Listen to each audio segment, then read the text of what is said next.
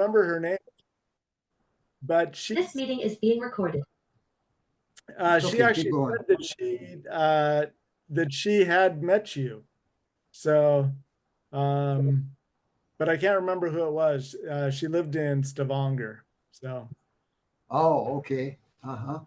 So you haven't in recent years have not had any connection personally with relatives in Stavanger. No. Nope. Okay. Okay. Yeah.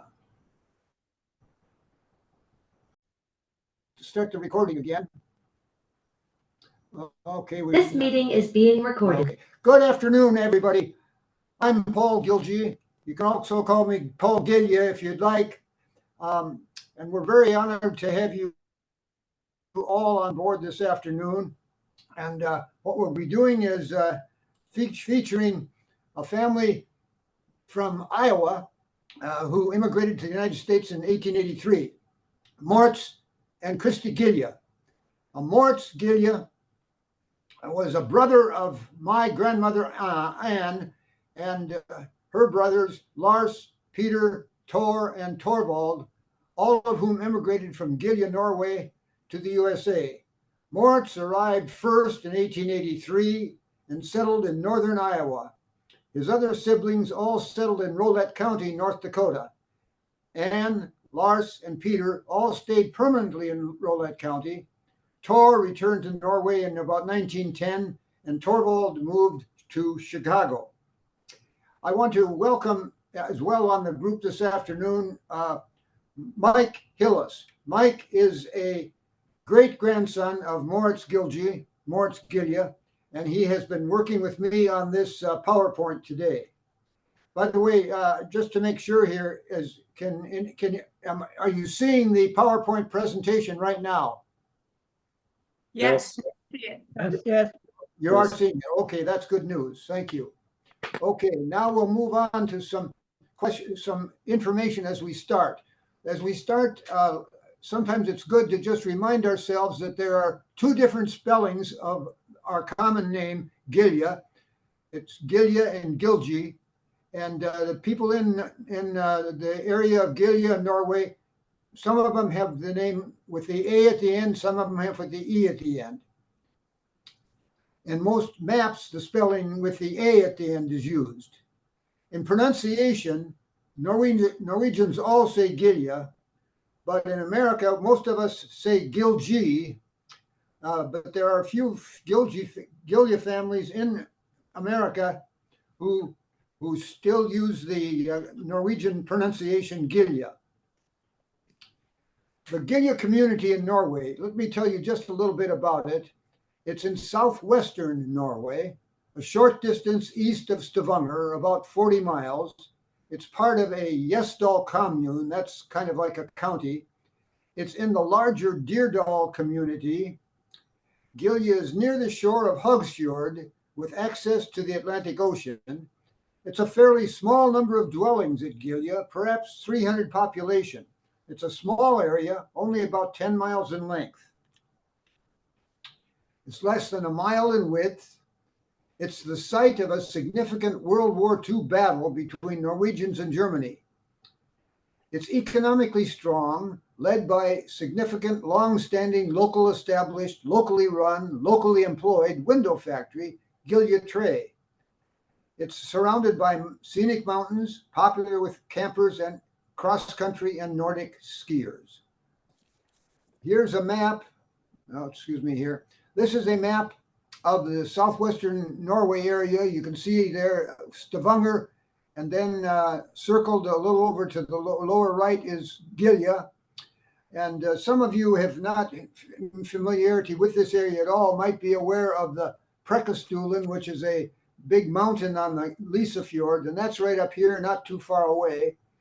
And for many years, the residents in Gilje, this little valley, would go up to Forsand, to the church there, where many of the Gilje residents were baptized. That all ended in 1903 when a church got built at Dirdal. Perhaps the most valuable asset for those of us who are interested in our history in Norway are the family books. And the family book we have is one about 400 pages in length that was completed about 20 years ago. I have a copy of it, and my children all have copies of it. And it's very valuable, and it has information about Maurits and Kristi, as well as others in the book.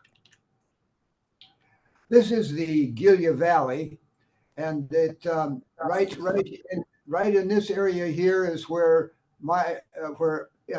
Maurits's parents were born and lived, right here, and where he was born.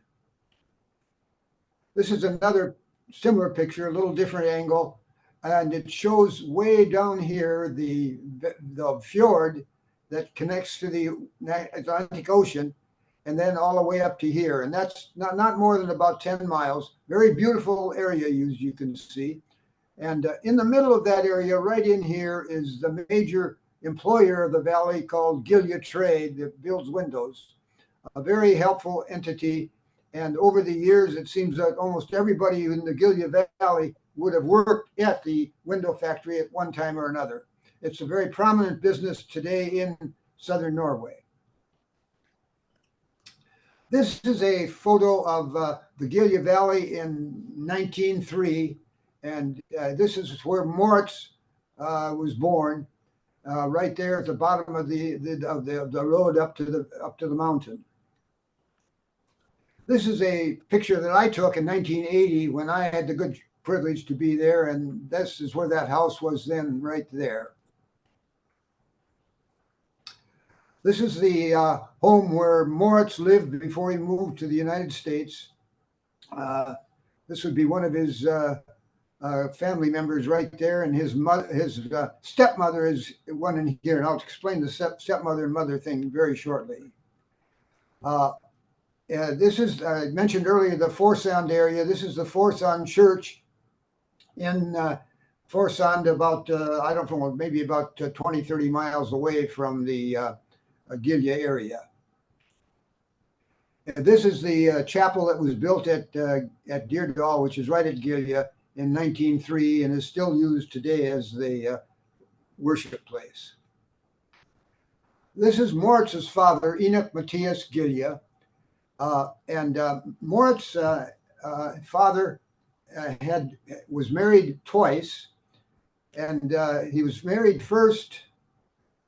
This is a picture of Enok Matthias, his father, and his second wife, Marta Tilletta. Maurits was the son of this man and his first wife, who is not pictured here, Kristina Lars Gilje, who died in 1859, and Enok Matthias remarried 2 years later to Marta Tilletta, and she was actually a second cousin of Enok's first wife, Kristina Lars' daughter. So there was close connection there.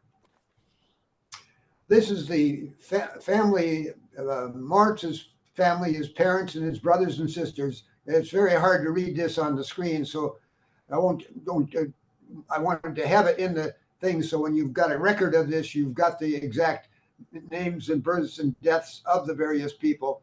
And so here's Enok Matthias, the father, with his first wife, Kristina Lars' daughter, and then his second daughter, Marta Tilletta. So Kristina Lars' daughter was his natural-born mother, Enok's natural-born mother, but his mother for the bulk of his life was Marta Tilletta. His first mother died, I think, when he was barely 6 years old. And then Maurits was the second oldest in the family. And there were a total of 16 kids altogether. Way down here is Anne, who was my grandmother.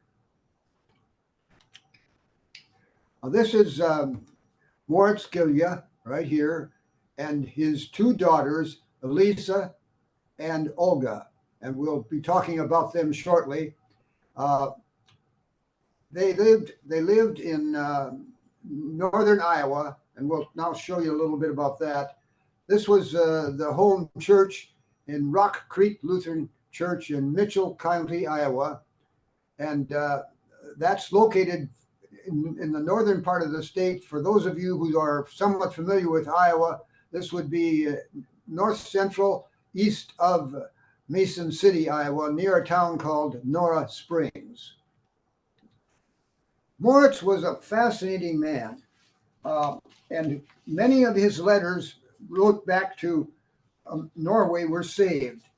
And my father was able to translate some of the letters, and I just copied here excerpts of the translation my father made, just to have a one little sense of it. You can see that Maurits, since he sent a letter, he said, "Dear mother and brothers and sisters." So even though she was his stepmother, he called her mother. So there was obviously a very close connection with him, with her having been his mother since he was 6 years old. The interesting thing about Maurits's letters were how detailed they were about his Christian faith life, and how little information about the life in America he conveyed back to Norway, at least in the letters that were saved. But he was obviously a very Christian man, and that just permeated his letters to Norway, and you can see a little of that here. And by the way, if any of you, including you, Mike, would like to have a copy of any of this, I'll be happy to send it to anybody who asks.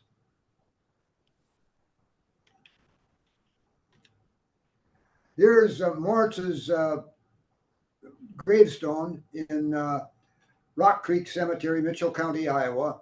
Father M.E. Gilje, 1853 to 1935.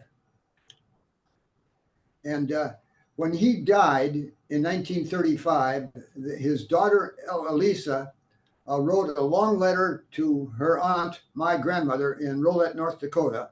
And this is the text of that, a portion of the text of that letter. And I've also got a complete copy of that. And I don't know if you have that, Mike Hillis, but I would immediately send that to you. So I'll assume you don't have it, and I'll send you both that one and the other one that my dad translated. Right. The interesting thing about this letter is that she gets a little personal.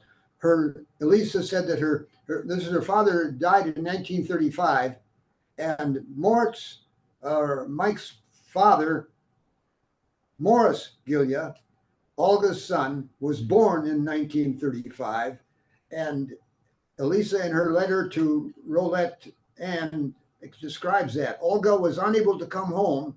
It was so hard to think that she wasn't coming. She expects a baby in a few weeks, and her doctor thought it unwise for her to come, and we thought that at best too. The interesting thing about that is that that, of course, was Maurice, your father, Mike. That Olga was pregnant with your dad and could not come back to Iowa. She was there living where, Mike, in Oregon or Washington at that time? Oregon. She was living in Oregon. Okay. This is a good place to stop right here for momentarily. Mike, can you tell us what, to the best of your knowledge, when it was that Olga decided to leave Iowa and move to Oregon and marry Percy? Paul, I wish I knew. My knowledge is actually very limited of all my grandparents, primarily because I wasn't born until both of my grandpas had actually already died, and my grandma's grandma Gilje, she died when I was only 6 or 7. So I didn't get a lot of knowledge actually. Of that. But it was Oregon that she correct. That she married. Okay. Thank you. Yeah, I'm assuming they must have met in the Midwest and then moved out west, but I'm not exactly sure of that. Okay. What do you know where Percy's originally home was? Your yes, he was the Indiana and then also Iowa as well. So he did go to Oberlin College then. Correct. Ah, all right. Was he a musician? No, he was actually an athlete and played football, and supposedly the family mythology said that at one point he was the top ranked shot putter in the United States. So Is that right? Ha, ha, ha. Percy Hillis, other folks. Have you ever found any data substantiating that, or no, oh, that's why it's a good myth. okay, all right, we'll keep it as a myth then. Here is Maurits, Mike's great grandfather, the brother of my grandmother, as an older man. I think it's a very distinguished picture. Interesting who might have taken that. That was obviously posed well, and he was the father of Olga and Elise, and Olga is Mike's grandmother and was Maurice Hillis's mother.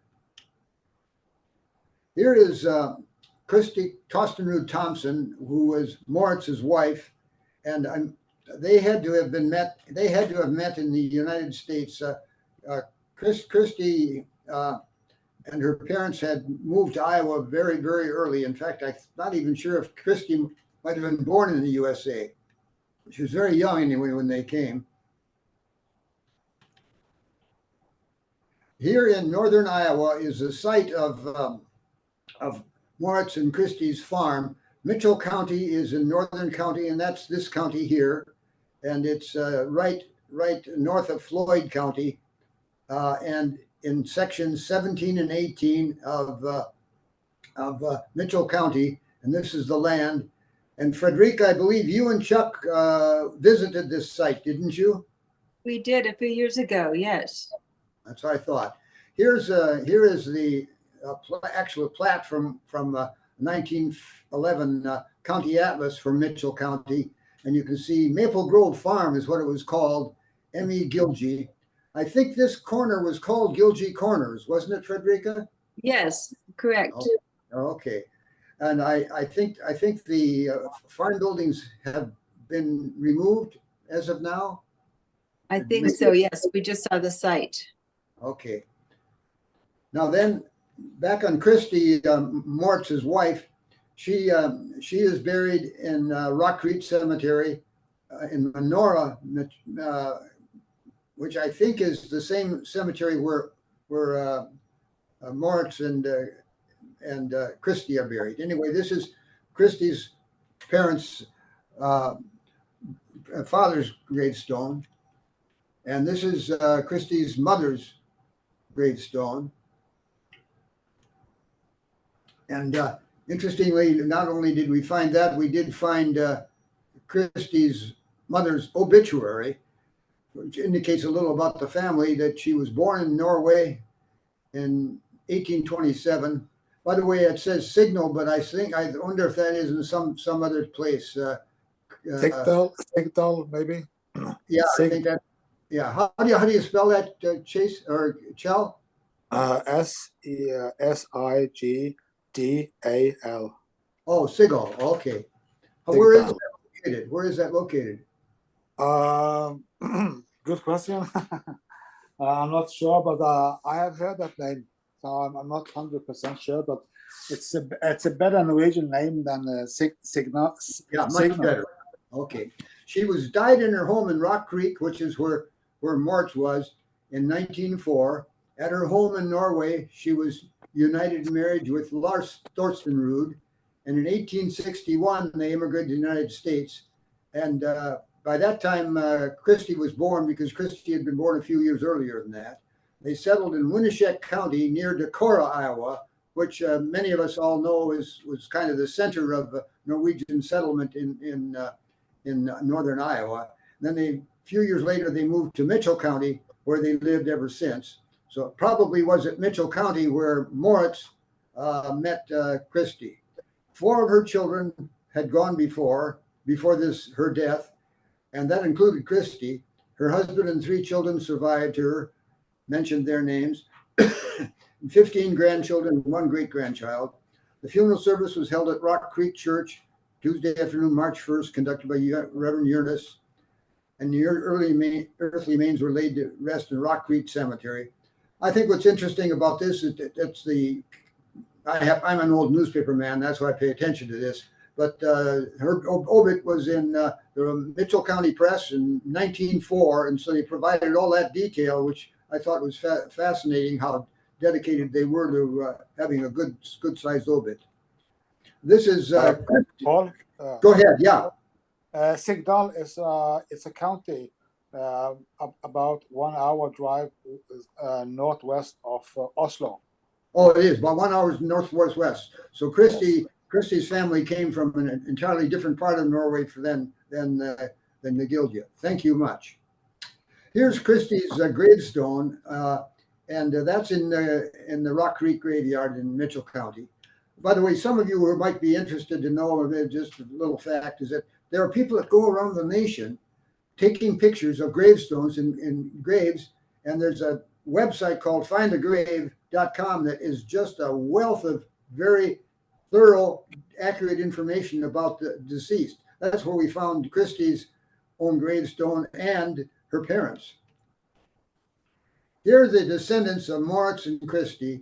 And Mike, here, why don't you take over and mention the Hillis family and the connection that who all they are here. Just maybe give us a quick thing. Yeah, so just really briefly, my grandpa, Carl Hillis, he and Olga ended up having my dad, who is named Maurice, so with an ICE instead of Moritz, and then he was an only child because Olga was actually his second wife. His first wife had died, and so he had, I believe, 4 half brothers and sisters. But basically, I grew up with only knowing that my dad was almost like an only child, so I didn't really have an extended family within our folks. And so my mom and dad ended up having 3 boys, my oldest brother Dave, my middle brother Mark, and myself. I was the youngest. And mom and dad got divorced when I was I believe around 12 or 13. And then my dad moved back to Minnesota. He was a commercial pilot, and as if you know pilots, you know how they love to fly, regardless if they're actually working. And so one day my dad was actually up back in Minnesota, flying with a couple friends in a Learjet, and there was a crash, and so my dad died at actually the age of 50.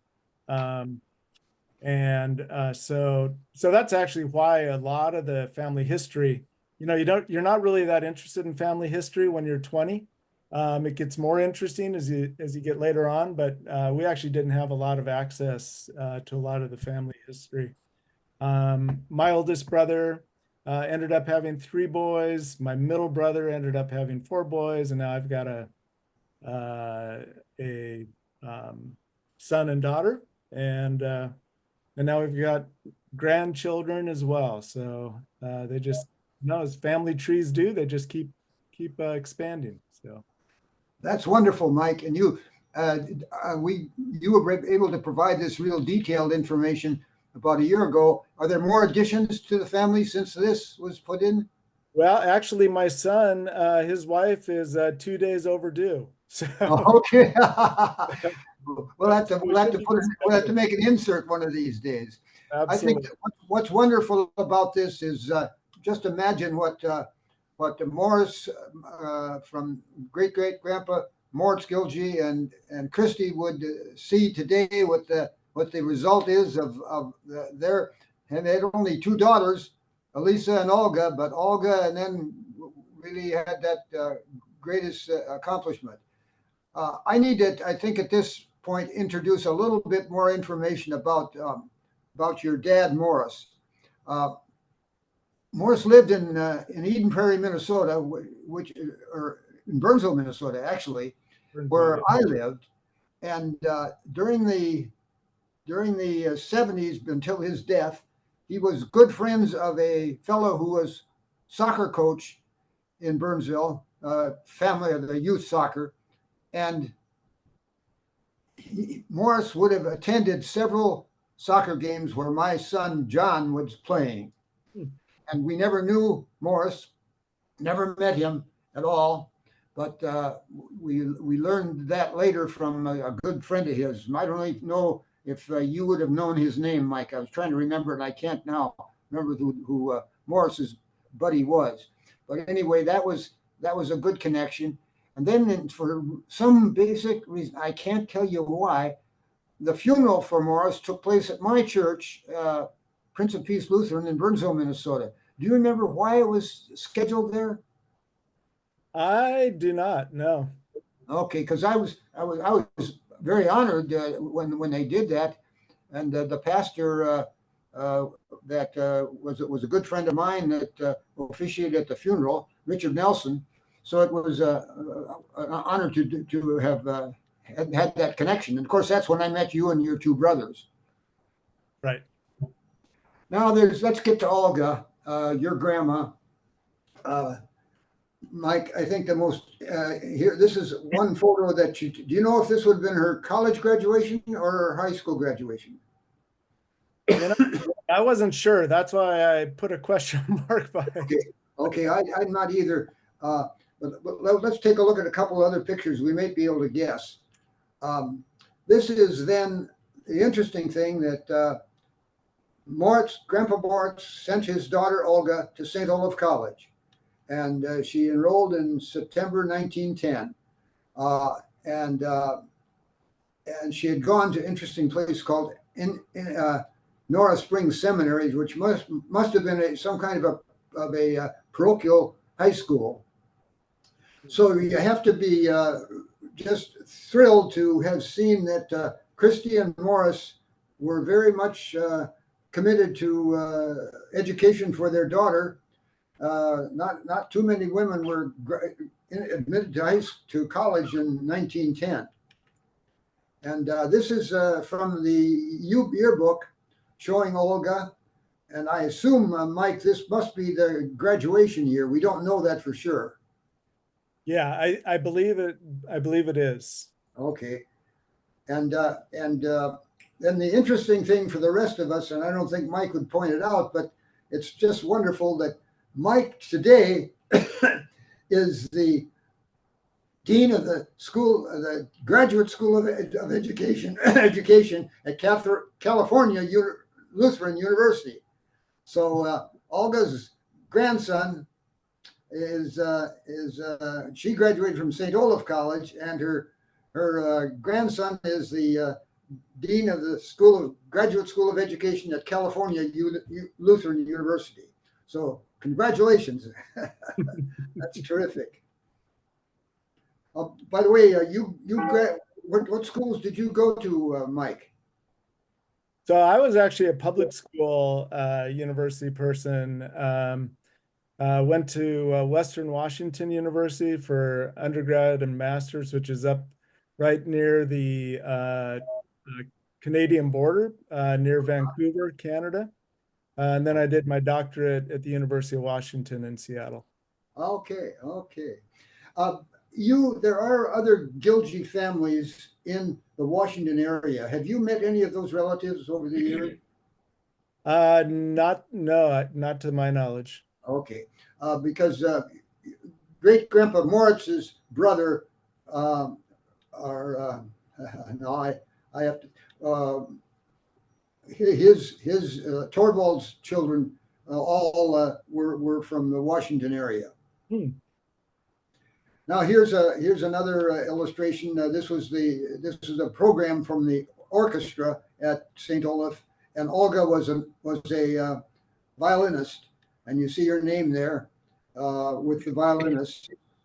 And then here's further substantiation. This is Olga right here, and right to her left is the great famous Lutheran song conductor, composer, and director F. Milius Christensen. So, so your grandmother was obviously very closely acquainted with F. Milius, and I presume you are well acquainted with the F. Milius music, Mike, given the singing of "Beautiful Savior" and those other songs that he arranged.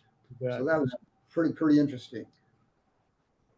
Yeah, and Olga was also a very accomplished, in addition to being a very good violinist, she was also a very accomplished painter. Oh, And she was. Oh, okay. so we actually have some original oil paintings from her. In fact, now after seeing that picture of Maurits, I think there could be a possibility that one of her paintings was actually of her dad. Oh, huh. So I'll take a picture of it, Paul, and send it to you.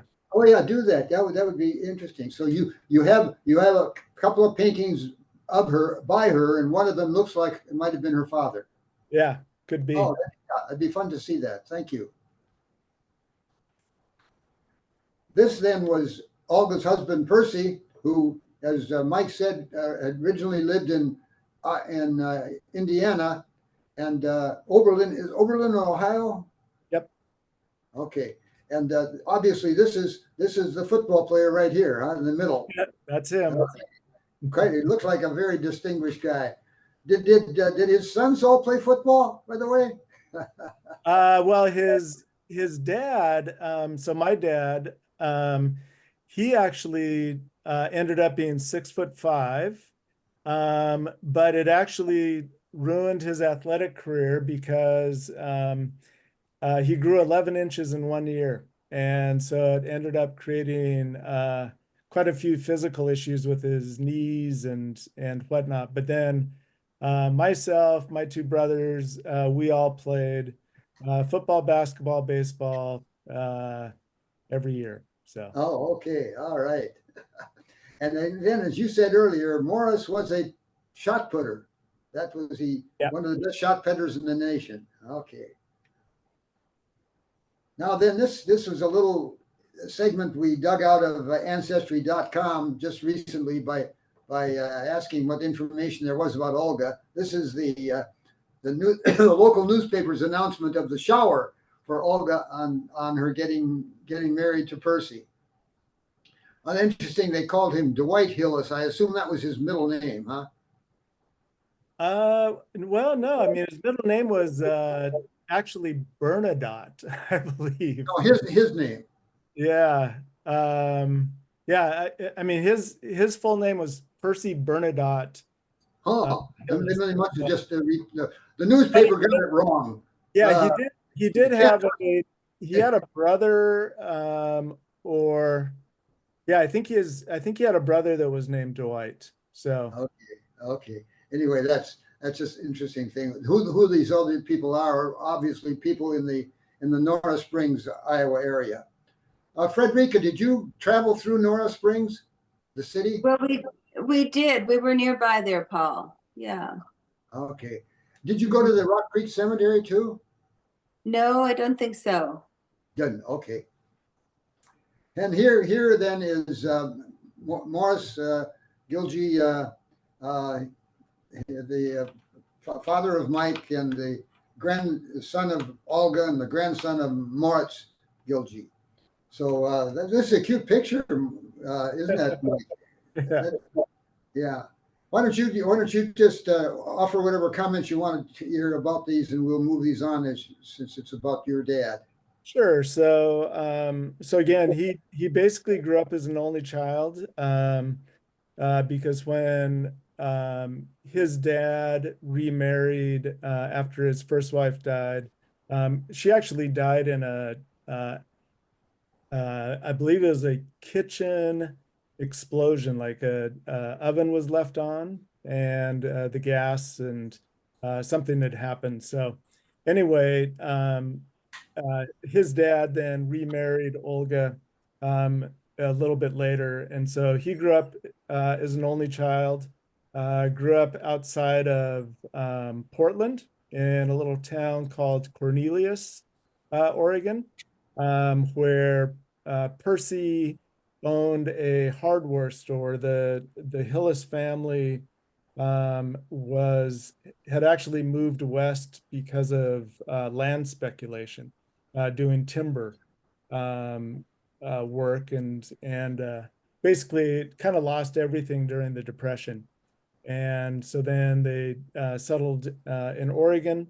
And so my dad grew up, and you could go to the next picture, Paul. So this is when he was a teenager, and he ended up going to Hillsborough High School, which again is just a little town outside of. It's actually not so little. It's actually the headquarters of Nike today, and Cornelius is the smaller town of that. And then you could go to the next one, Paul. So this is him. As you can see, he's kind of gotten tall and tall and very skinny by the time he got to the end of high school. One of the interesting things about my dad is he actually got his pilot's license before he got his driver's license. So the day that he turned 16, he soloed in a private plane and got his airplane license, and obviously pursued that pretty much every day for the rest of his life. You could go to the next one, Paul. So this is him and my mom, and they met at Pacific Lutheran College, now Pacific Lutheran University, which is actually one of our sister schools. I'm at California Lutheran University, but for 18 years, I was actually at Pacific Lutheran University as well. And so the two of them met in Tacoma, Washington at PLC, and graduated, I believe, in 1957 or so. And then that when they got married, which you could go to the next. When they got married, my dad then started pursuing commercial flight, and because he didn't go through the military, he basically had to kind of pop around getting different flight experience because commercial pilots take a number of years, a number of hours to actually be considered. And so he did everything from flying contract work for the military back in the Midwest. We lived in Minot, North Dakota for a while. I was born in Great Falls. My dad was a bush pilot up in Alaska. And then we settled back in the state of Washington, in between Seattle and Tacoma. Yeah, and then had the Was he working for Northwest? Yeah, Northwest Airlines. For those that you remember, they had the big red tail, and they became Delta. So. Okay. And so that's where he was working when he died. Right, and the reason that he moved back to Minnesota is because that's where Northwest's company headquarters were. Okay. Very good. He was a test pilot. Do you know where Morris's body is buried? You know, I don't. I'm pretty sure it's back in the Midwest, but that's actually an interesting question. I'm not sure. Okay, thank you. Mm-hmm. All right, that's good. Appreciate that very much. Now then, just a couple of other pictures that we picked up, going back a little further again. This is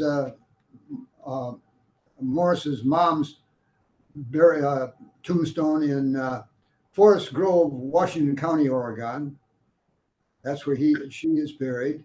Yeah, and Forest Grove is right next to Cornelius, which is right next to Hillsborough. So there's three towns right in a row that are all pretty much along. And here is his dad, Percy's death certificate. We just picked that off the internet and thought it would be worthwhile having in case anybody ever wanted to have it. looked like he had multiple myeloma. It looked like the cause of death. And looks like Morris signed the death certificate. His son did. And then here's Percy's gravestone in the same one with Olga. I gather you didn't have any memory, I presume, of Olga's sister Elise. No, actually, I do know quite a bit about her because she never married, and she ended up actually living with us. Oh, she did.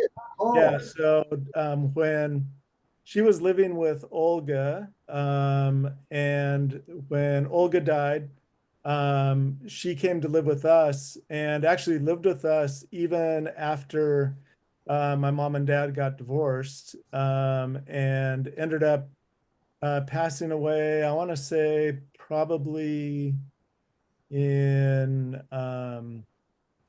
probably early 1980s. hmm. And is she buried in Forest Grove too? I don't think so. That's actually, I could follow up with my mom to find out. She would probably know. Okay. Yeah, good. Okay, thank you. Then we've got one more slide, which is the obit in the Minneapolis Star Tribune in 1987, when Morris died in the airplane crash in Rochester, Minnesota. He was the passenger. He was not the pilot. Yeah. I remember, Mike, listening to the radio or listening to television the night that this was announced. And that's when they mentioned the name Maurice Hillis. And I thought, oh, I know that guy. He's my relative. Yeah. And we didn't have no knowledge of anything. That got us checking out to see more about him.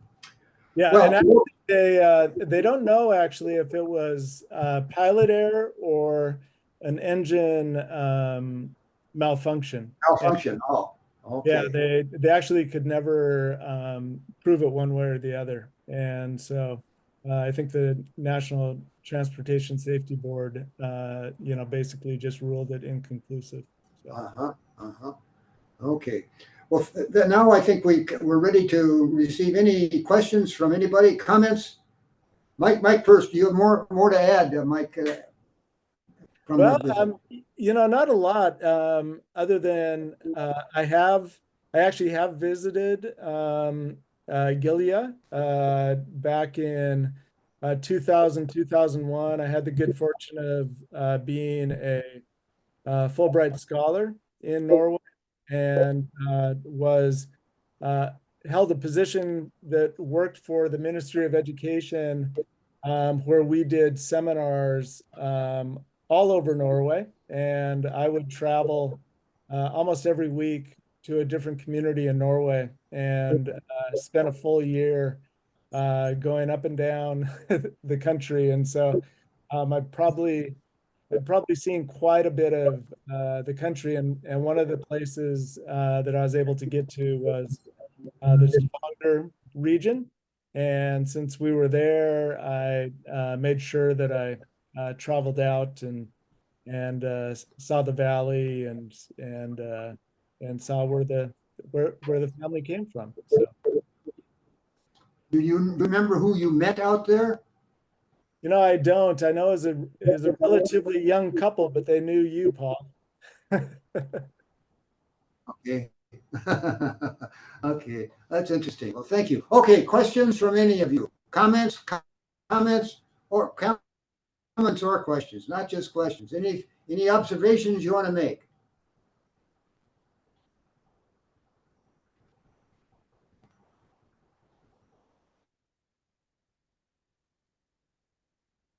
I just want to say thanks for sharing this again. I love these.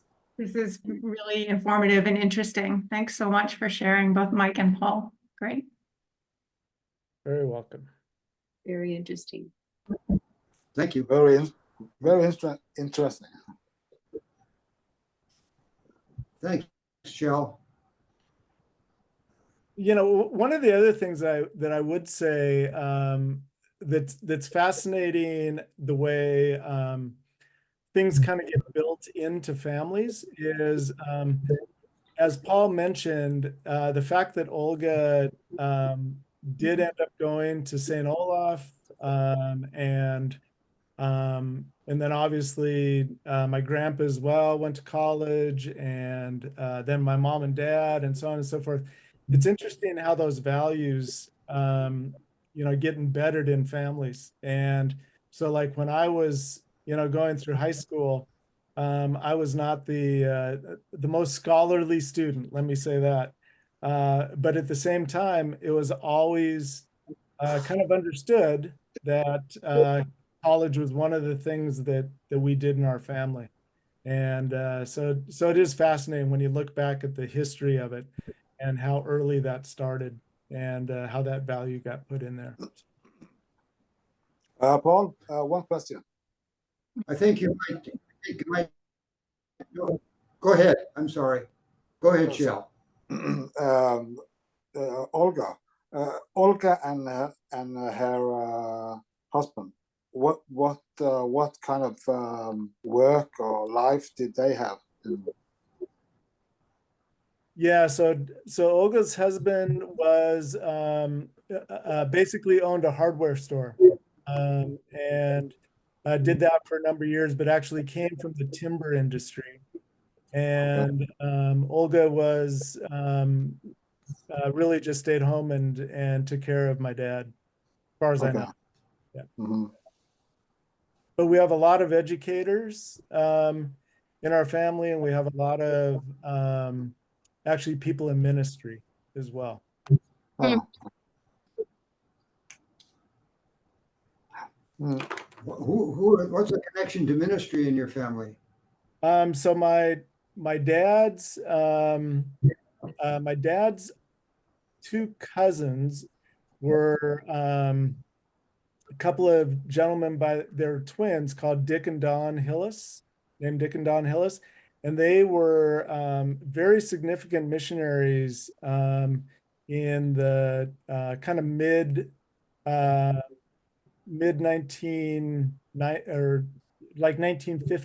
1960s, 1970s. One of them did one of the first big missions to China, and then another one to Northern Africa. And then actually my oldest brother has been in ministry his entire life, and was the head of an organization called the Leadership Foundations, which basically supports ministries that are working in inner cities around the world. Okay, thank you. Further comments? Anybody? Kurt, got anything to offer? No, Or you question? guys have raised the bar. Okay. I've had tough. Kurt and I are going to be working on his grandpa very soon, so that's Very interesting. okay. Aaron, any thoughts? Okay, she must have. Aaron has left. That's right. By the way, just in passing, as we get ready to wrap up here, you should be getting notifications soon of a cruise, not a cruise, of a trip to Norway next year that people who are part of this reunion planning will have an opportunity to take. So keep an eye out for your emails on that. All right. Well, Mike.